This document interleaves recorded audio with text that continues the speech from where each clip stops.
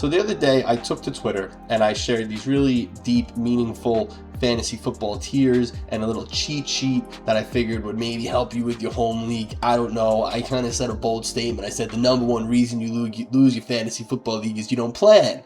So I thought maybe I'd help people with their plan. But a lot of really smart and insightful and meaningful people rushed to my comments section to let me know that I'm a giant, tremendous bozo for having thoughts. A sentiment shared by my wife every day. In fact, she loved these comments. She said, "These are two smart fellas who really understand what you don't understand about football, Chris." And I cried and she cried, and that's just how it goes. But I seem to be gathering haters because of the thoughts that I've generated, and I can't reply to every comment, right? So let's just kind of go through some of my favorites, because I'm really kind of enjoying all the feedback here, right? So we got my boy Mark Kokonis.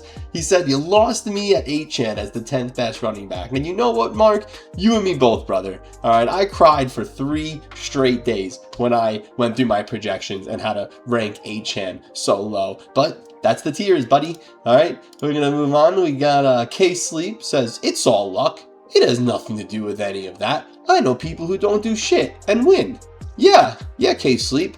Broken clock is right twice a day. I also know people that do a lot of preparation and research and win. You know, this guy seems like a really fun time at the casino. I bet you he's just really, really exhilarating to hang out with on a Friday night with this real optimistic outlook of his. This is also a sentiment shared by my friend here, Lisan Al-Gaib, who says that it's incredibly stupid and a massive waste of time. You know, people who don't win year in and year out are the ones who put too much faith in their draft. Winning comes from being proactive throughout the season on waiver wire and free agency. This is a shared sentiment by the following comment where David says, "I literally don't plan my draft, and I'm just going for the three-peat this year." Now, I appreciate these fellas. You know, what they're saying kind of makes sense. Fantasy football, it's a season-long effort. You got to set lineups. You know, you got to do waivers. You got to make trades. I get it. It doesn't start and end at your draft. But fellas, if we're trying to win a NASCAR race, right, the best driver in the world, he's not going to win on foot. Someone's got to build the car. There's still a pit team. They still put tires on the bad boy, right? You still got to draft the team. Draft's a pretty big step. Dudes love their draft. You know, most would say the draft is the best part of the fantasy football season because everyone leaves the draft a winner. It's not until week 3 when you're 0-3 and your best running back's hurt that you're a loser. All right, so sorry for maybe enjoying every step of the process and not just grinding the waiver wire for the backup running back on Las Vegas in week 13. Mike Boone, okay? Here's a personal favorite. Short, simple, to the point. Q, you're totally correct. I love it. Fucking nerd. All right, let's go. Florida Frog.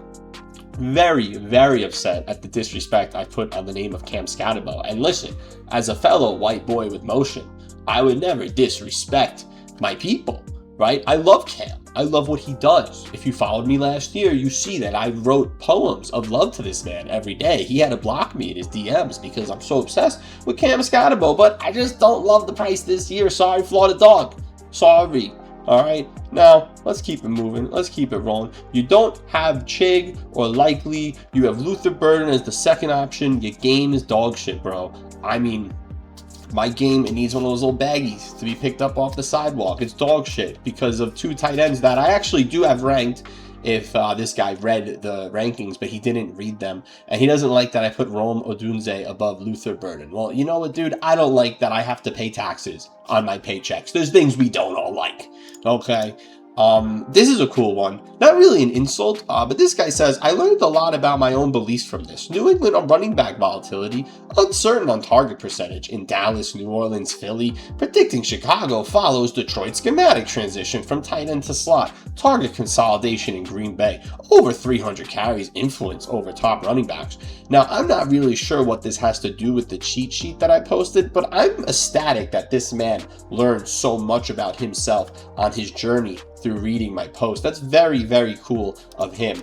Let's see. City Slicker says, "Been playing for 2 decades. Just know the league and draft. You don't need spreadsheets." I'm very happy for you, for City Slicker. 2 decades of experience is a fantastic resume, but some people haven't been playing for 2 decades, and maybe they want a little bit of help for names they don't recognize. I don't know, dude. I don't see you offering a helping hand to your neighbor, good sir. Now, while we're on the topic of Excel sheets, young Shula here, also not a fan that I just posted this in an Excel sheet. He says LOL, and to remind you, this is a screenshot of what it looks like. It's a little more in depth, but yeah, I basically just organized names on an Excel sheet. I don't necessarily have the know-how to do anything more complicated than this. I was just trying to take all the nonsense that's in here and put it here so you can have it when you draft. I spend too much time thinking about this while the rest of you enjoy life with your friends and families and go outside. I think about fantasy football, and I want it to be there for you on your draft. And these guys, they're very upset that I used an Excel sheet. But listen, City Slicker, listen, young Shula, when you open up Sleeper, Yahoo, or whatever, and you go to your draft lobby and all the names are in order, I mean,